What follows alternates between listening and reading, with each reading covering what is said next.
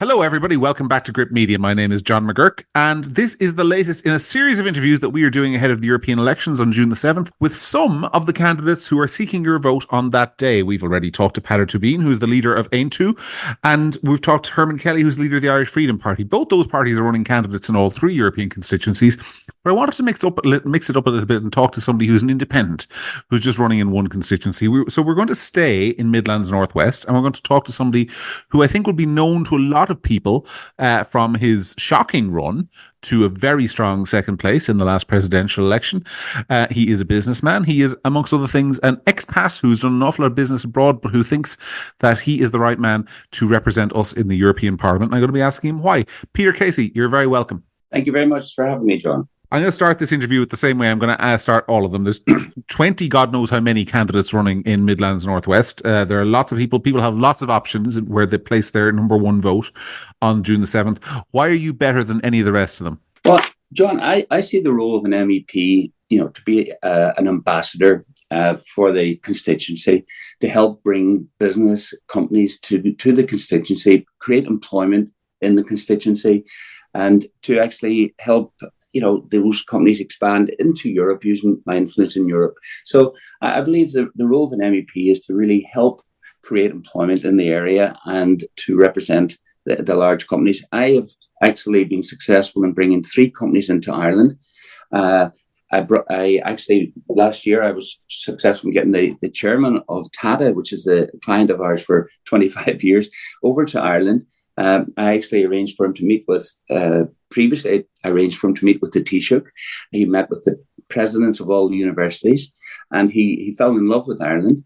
And, I'm proud to say that Tata which is actually the largest charity in the world, who owns Jaguar Land Rover and Tetley Tea, for amongst other brands. TCS is now one of the largest employers in the private sector in Donegal. They employ 1,500 people in America. Okay, so for you, this is about economics. Obviously, you're a candidate from the border region, Donegal, Cavan, Monaghan. I know it well. I'm from Monaghan personally. I'm going to ask you a little bit about the economics there, but I want to just keep this in order, which is, you go to the European Parliament. You're an ambassador for Midlands Northwest and for the Irish people and your electorate. You're obviously, no man is an island. You're going to have to work with others over there. You're an independent. There are a bunch of groups in the European Parliament. What direction are you looking in terms of like who you're going to be trying to work with over there in terms of the groups? Right. Well, I can quickly tell you who I will not be working with. I don't have any time whatsoever for the Green Party. I think their policies on carbon tax and policies of reducing the suckling herd in Ireland is just I will not have anything to do with the Green Party. But I suppose the Identity and Democracy Party, I'd be really aligned with a lot of their positions, and obviously the European Conservative and Reformists. But I think as an independent, I'm a true independent. And I would make decisions based on each issue as they come along. So, and I would have good relationships with both those two groupings.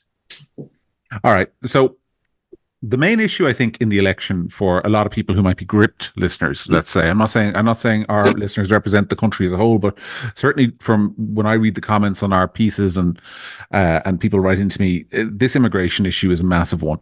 Is it fair to describe you as more of a moderate on that issue? I mean, I know you did an awful lot for Ukraine when the war broke out, and you were very much in favor of Ireland taking in Ukrainian refugees. Has your position on that changed, or what's your broad outlook? Regarding migration, I don't think any of the 27 other candidates are more migrant qualified than I am, having migrated to 3 different countries and but I went there legally. And I started working pretty much the day after I got there, and I didn't seek or get any benefits. Now, but my position on migration is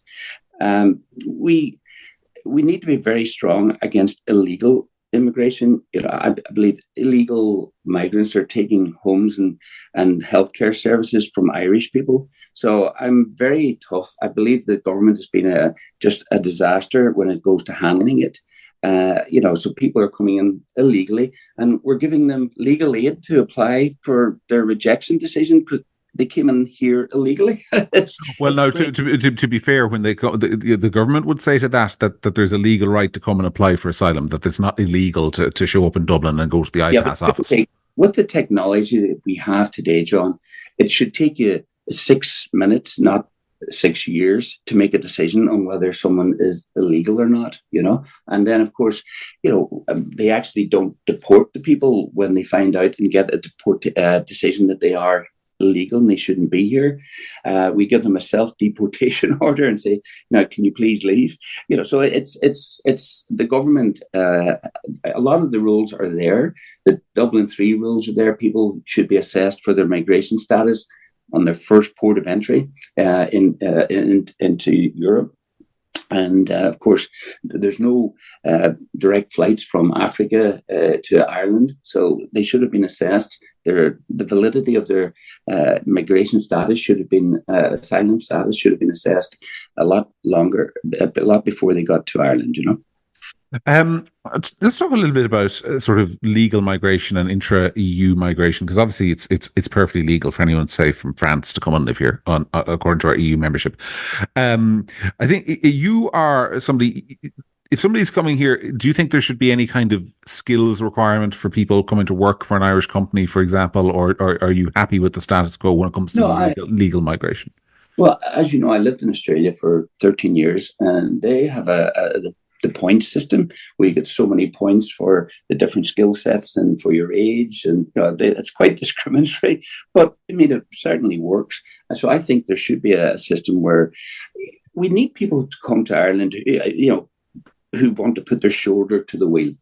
I have a son, a doctor in Dublin, and he's been there a couple of years, and he was telling me that half his class, 2 years ago, half of them have left and gone to Australia and New Zealand.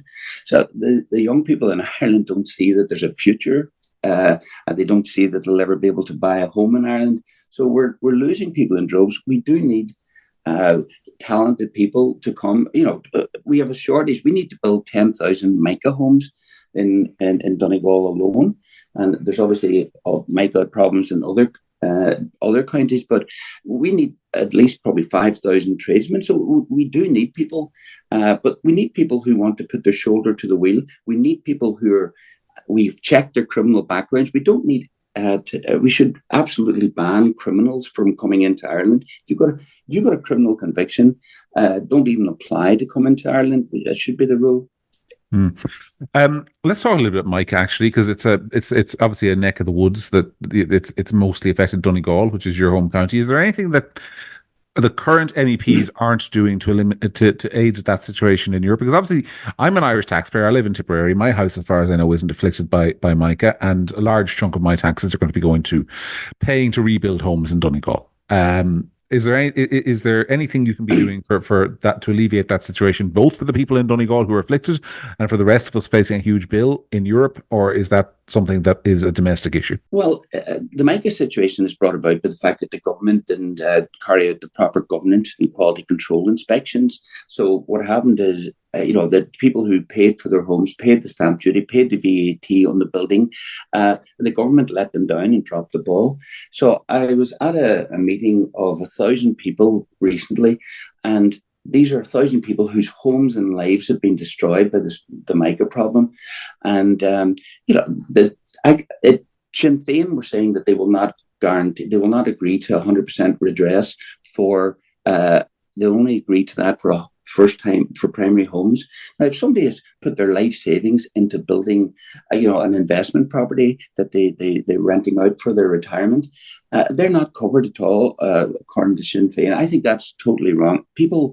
Everyone should be covered under the mica legislation, and we have the money to cover it. And if we don't, we can borrow it from a banknote. So, we're going to make about 12 to 14 billion surplus this year. So we can certainly afford it. And we've been dropping the ball and putting the people of Donegal and the other bordering counties who have it through absolute hell for the last 8 to 10 years, at least, So well, I want to stress, Peter, like, I'm playing devil's advocate here with what I'm going to say. This doesn't necessarily reflect. Full disclosure, I've got fairly decent cracks in my house, and I haven't gone to get it checked because I was told that my blocks didn't come from Cassidy's, but what happened was my blocks apparently came from somewhere else. But when that person ran out of blocks, they would get them from Cassidy's, and you would think that they were coming from the other place. So, but I have fairly decent cracks, and I haven't, like a lot of people in Donegal, I haven't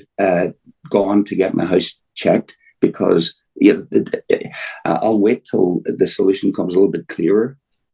So what you're saying is this problem could get an awful lot bigger, is what I'm I hearing. think it is. I think it is. I mean, there's a development near the building that I was going to give out to on a not-for-profit basis to Ukrainian refugees. And there's about 24 houses in that development. And I mean, each and every one of them has it. Some of them have put on pebble dash in the house so you can't see it and you don't, but the problem is there. So, but a lot of the people there haven't actually, taken the expense to go and get the mica inspection done. They're waiting and hoping that the government will finally step up to the plate and do the right thing.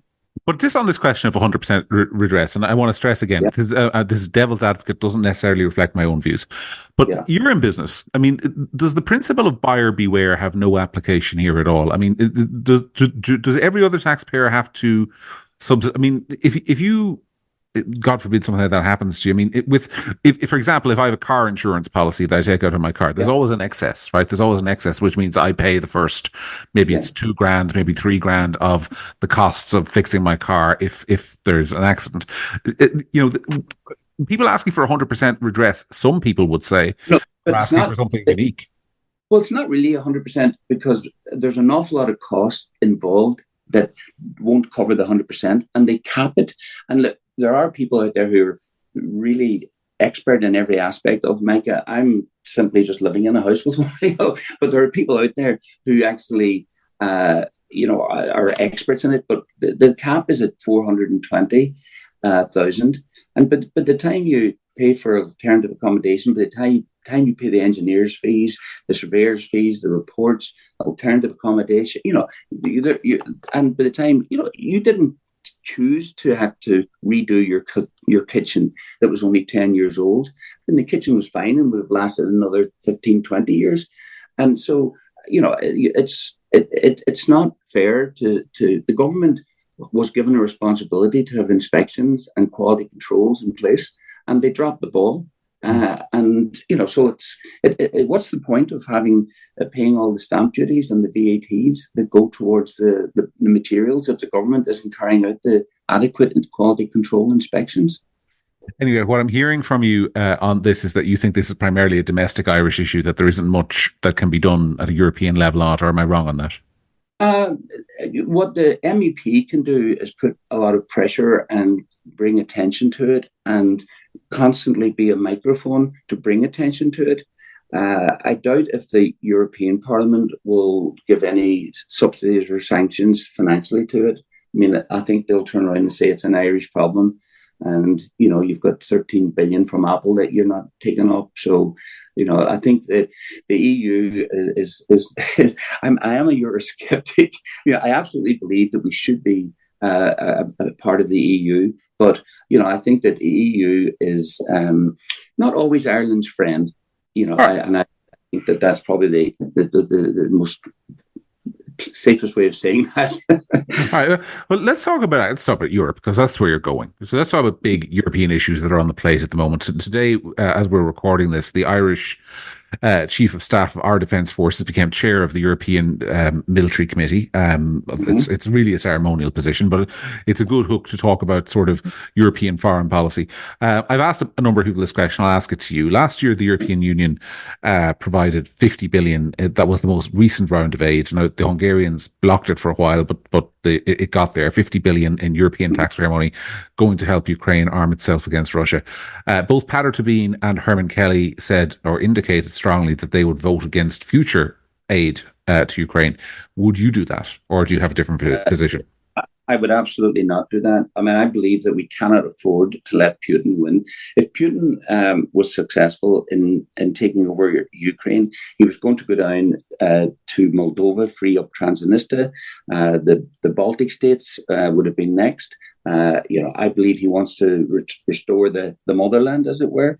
And if he did take over Ukraine, they would then control 45% of the world's wheat supplies. Now, I think, we're up to our asses in energy. The next big decision that's going to happen in the world is feeding the world, and I think if he controls the world's wheat supply, it's not going to augur well for the rest of us. So we couldn't allow Putin to win. I believe we have to make sure that he doesn't win, and I believe we need to support Ukraine. I do feel that we've certainly stepped up to the plate, in terms of, we do need to say we've taken in as many Ukrainians as we can. We need to start actively encouraging them to go home. But we did the right thing by taking in the Ukrainians when the crisis broke out at the beginning. But it's time for us to support Ukraine, but perhaps not by giving them accommodation, because we've got enough Irish people who need accommodation. You bring up an interesting point about Ukrainians going home, because would you agree with the proposition if I said this to you, that a lot of people left Ukraine in the opening days of the war because they thought the Russian army was going to walk through the Ukrainian army like a hot knife through butter? But actually, it's turned out that Ukraine has been much more stable in resisting Russia to date than perhaps those people expected, and Ukraine may be safer for them than they expected. So do you think there's a case to say to a lot of Ukrainians who may be here, or indeed in Poland, where I think there's 5 million, or in France, that you should consider going home and contributing to your country? Because we're contributing to the defence of your country. Shouldn't you contribute to it? Is that something that's reasonable for European governments? I think that's reasonable. I mean, I think you need to look there. Obviously, the war in Ukraine is mostly over in the eastern side, so in Mariupol, Zaporizhzhia, Bakhmut, so there's parts of, obviously there are some missiles getting in to other areas, but the main areas are over on these where the main fighting is going on. So I would probably have a policy, a different approach to people who are coming from the areas where the fighting is really active. But having said that, Ukraine is a very big country, and I'm sure that there would be certainly ability to accommodate the people in Ukraine. But at the time, you have to remember, John, at the time, we all thought that Ukraine was going to be just completely overrun. And, so I have changed my position just a little bit. I'm still very, very supportive, but I think some of the decisions that the government has taken are just bonkers. Like paying for Ukrainian pets to come over and putting them up in kennels. It it beggars belief that we're spending millions, supporting Ukrainian pets. So you said. And by the way, I agree with the logic of your. I don't believe in pretending to be entirely neutral. I agree with the logic of your position when it comes to supporting Ukraine militarily. But Ireland doesn't do that. We've sent people over to help them demine various areas, even though it should be said the Ukrainians, because they're fighting a war, are engaging in a lot of actual mining of their own territory to disincentivize the Russians from going forward.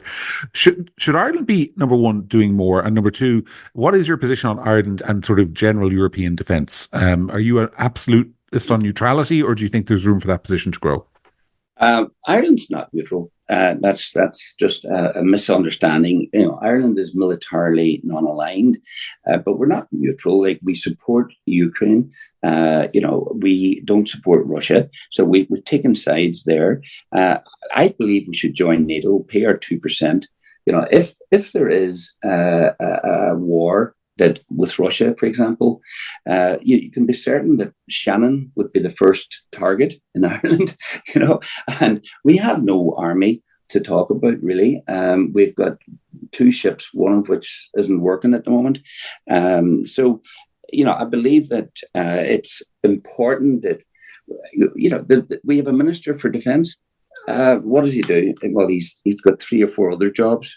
He's the Taoiseach, he's the leader of a party. And I believe that it's important. It's much more important, for example, that we have a Minister for the United States in Cabinet. The United States pay 80%. The United States multinational, international companies, they pay 80% of all corporate revenues, taxes generated in Ireland.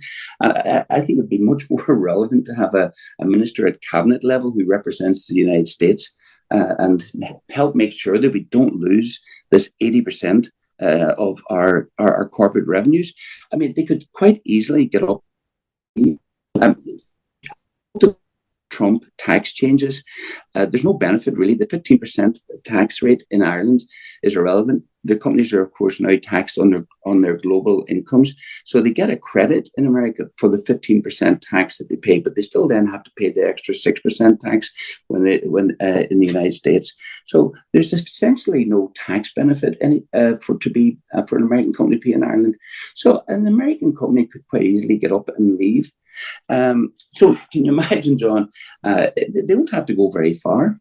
All they have to do is go from Dundalk to Newry. Wouldn't it be interesting to be a fly on the wall when Michelle O'Neill rings up Mary Lou and says, I've been successful in convincing Apple to move 2,000 jobs from Cork to Derry. Well, that'll certainly be a good political story anyway. But look, I want to move on to some other topics, if you don't mind, Peter. Sure.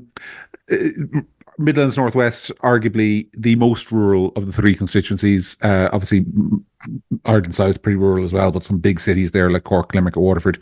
In Midlands Northwest, you've really only got Galway, maybe Sligo, Dundalk, and Drogheda as major industrial towns. I'm sure there's somewhere I'm forgetting that's going to shoot me, but. But it's the most agricultural. Mullingar. Mullingar, okay. But it's the most agricultural of the three constituencies. Where are you on this business of climate change and farming? Are you somebody who thinks farming is bearing disproportionately too much, or do you think Ireland is paying disproportionately too much, or do you think there's another way to achieve what the EU wants to achieve on climate targets? Well, I'm probably one of the few MEP candidates who owned a couple of farms for about 30 years, so I'm quite understanding of the pain of being a farmer. So I believe that Ireland has got almost a perfect climate for growing beef, but because of EU regulations and the methane, we're going to have to. They want us to essentially half the size of the suckling herd, which is absolutely crazy. Because of the McGuirk agreement, we'll end up importing beef from Argentina. So there'll be rainforest cut down in Argentina to make land for pasture grazing. Then they'll slaughter the cattle, put them in a freezer, send them up to Europe, defrost them, and then transport them around Donegal. So it's now look, I understand we should all be eating less red meat. But I do love a good steak, But it's just crazy. The reason is apparently that the cows are, the cows are farting too much. So we'll be moving the farting cows from Donegal to Argentina. I mean, it's a ludicrous EU bureaucracy, So I'm a big supporter of less control from the EU. I believe, as I said earlier, John, we do need to be a fully functioning member of the EU, but it is far too much control. We need to return more power to the government in the sovereign states, but we also need to have less power in Dublin and much more power in local government. So I would like to see more like the Swiss canton situation, where the real decision and the power-making decisions are made in local government, where the people are most affected by it. Well, how does that work? What kind of decisions do you think should be made in Donegal that are currently made in Dublin? Everything, for example, the planning board planner, everything that affects. The only thing that I think things like the national grid, and the pensions service and social security benefits should all be, but even the local hospitals, I believe, should be run by the county, should be funded and financed. The money should be given to the county councils to fund and support them. And to give you an example, John, the chief executives of the county councils, they report to the Minister for State and Local Government. They should report to the Cathaoirleach, and they should be fired if they don't perform. And so I've probably lost a few Cathaoirleach folks for saying that, but I think it's important that the county councils have the power to make decisions that really impact the people in their area. Now, I do think we need to make it a full-time position. So Well, therefore, no, we should pay county councillors a wage that they can live on. It should be the same as a teacher or a nurse or a profession. And I believe that if we did that, we'd end up with county councillors who would take better, longer term decisions.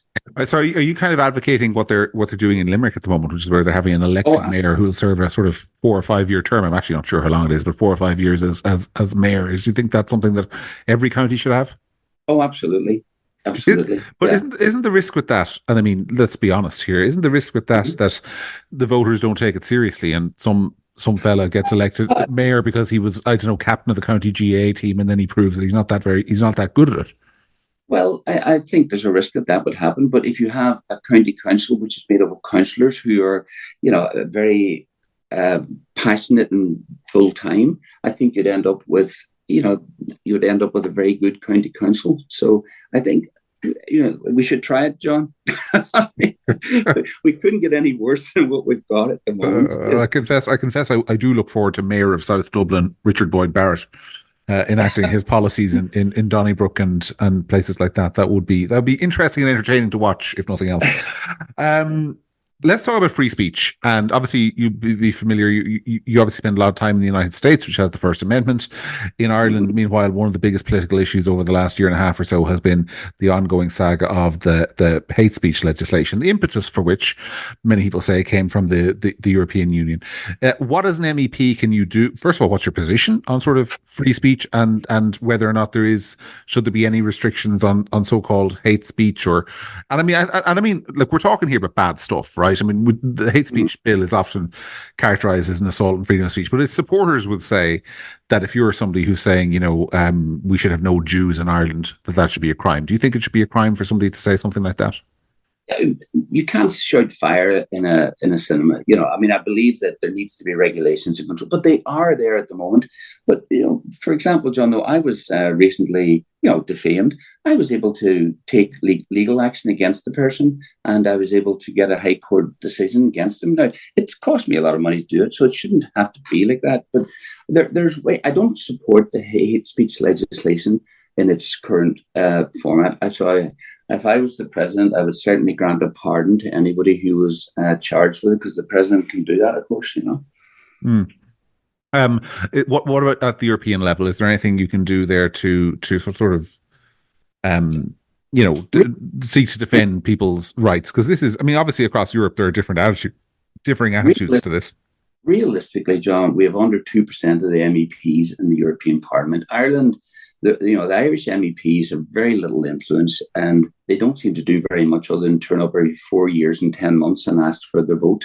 So I don't believe that there's too much an Irish MEP can do. Obviously, aligning with, for example, the Identity and Democracy Party would help. They've got some very interesting proposals in that area. So, yes, possibly an Irish MEP could influence a little bit by influence other people, and that's one of the things that I'm good at, John, is influencing people. So I think that's really the role, the opportunity for an Irish MEP is to have influence with other and fight above his weight. As in terms of what he can do and deliver. So that's where I would see it. But I don't believe that there's too much that an Irish MEP can do other than influencing the other MEPs by influencing them above his fighting weight, as it were. A minute ago there you said if you were, and you said if you were president, you'd pardon people who committed, in theory, a crime. The hate speech bill hasn't obviously come in yet, but if it did, you said you'd be willing to pardon them. But that brings me to an interesting question about your future intentions, because if somebody votes for you and you're elected as MEP to represent Midlands Northwest for the next 5 years in the European Parliament, are you going to do that job for 5 years, or are you going to seek a slightly better one in the park? Oh, I'm definitely going to be standing for the presidency in the next election. I'm hoping to get the nomination of the 4 county councils. I believe that the president has a unique opportunity to rectify the disastrous situation that we have in Ireland at the moment. I think that for the next government, for example, I believe that the independents will do so well that it will be it'll take a year to form a new government. It's going to take forever.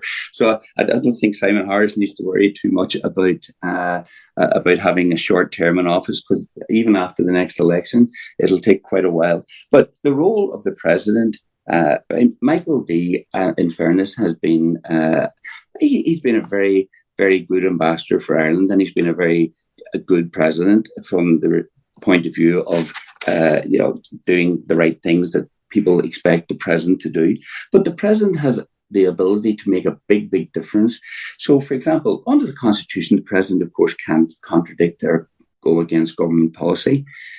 But the president can show up at county council meetings, as I would I'd be make sure I visit every county council at least twice a year.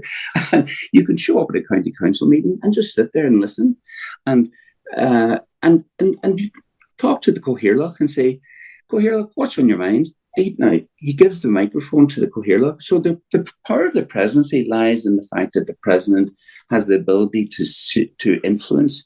He also, of course, as I mentioned, has the power to pardon, and obviously the power to refer legislation to the Supreme Court. Of course, that's been done by every president, but he also has the power to refuse to dissolve Parliament, which I think with the chaos that's going to be coming down the road with all the independent TDs that we're going to have in the next Dáil, I think that power is probably going to be a fairly relevant one as well. So, yeah, I think the president has the ability to really, he also, of course, has the power to address the nation.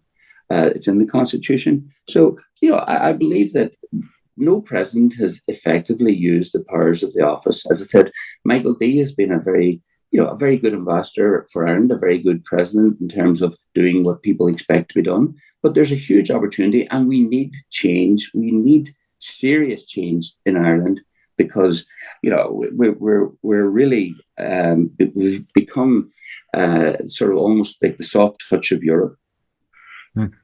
I'll run this interview to an end by sort of asking you sort of not a policy question, but a punditry question. Like, do you think you can take this seat? I mean, when you ran for president and you did tremendously well, you really were the one candidate in a field, that was saying something different. In this election for MEP, it strikes me that you're amongst, I counted up about 10 candidates in this election. Some of them quite big names, like Kieran Mullooly and Patrick Speen, who people would think were in real contention for a seat. A lot of those people might be competing for the votes that you would have gotten previously. You just missed out on a seat the last time, and if there were the same number of seats this time if there were the same number of seats last time as there were this time, you would actually be an MEP today, because you came fifth, but there were only 4 seats. This time there's 5 seats. But a lot of people would say, looking at the candidate fields, you won't get it as easy to get the 56,000 or however number, I think it was 56,000 you got in the first count the last time. What do you say to that? I mean, your opposition really isn't Fianna Fáil and Fine Gael, isn't it? It's the other guys who are out to cannibalize your vote that you got the last time. Yeah, it is, of course. And I'm taking the fight to everyone. We'll by next, we were a bit late getting in. I decided late on, I was on the fence. And what happened was, whenever the Irish MEPs voted, apart from Sinn Féin, who obviously had just done a total, they realised that it was very unpopular. They've been so in favour of open borders for years and years that they suddenly then decided, that's not going to do so well. So they changed their policy. But every MEP, apart from the two Sinn Féin, voted to opt into the European Asylum Migration Pact. I would absolutely not have. We had the option to opt out. That was the whole purpose of negotiating the treaties. So we could easily have opted out, and I believe we should have opted out, and that was a mistake. And so it was when that decision was made. That's when I decided to actually opt in to the race. Because I believe we should have opted out. Okay, well, look, it's been lovely chatting to you, Peter, and thank you so much for joining us. And I'll say what I say to everyone as I end these interviews, which is that whoever you are, whatever your ideas are, putting your name on a ballot paper and putting yourself forward for an election is absolutely core to our democracy. And I thank you for doing that and giving voters a choice. But it is now over to the voters. You've heard from Peter. You've heard from 2 other candidates in his constituency. You'll hear from more in the weeks to come. Use your vote. Make sure that you listen to all the candidates and give everyone who you like a preference. At least do that. Thank you very much, John. Appreciate it. But it's been great talking to Peter, and we'll be back early next week with another one of these, with maybe a candidate from a different constituency for once. Okay, thanks a million, and we'll see you soon.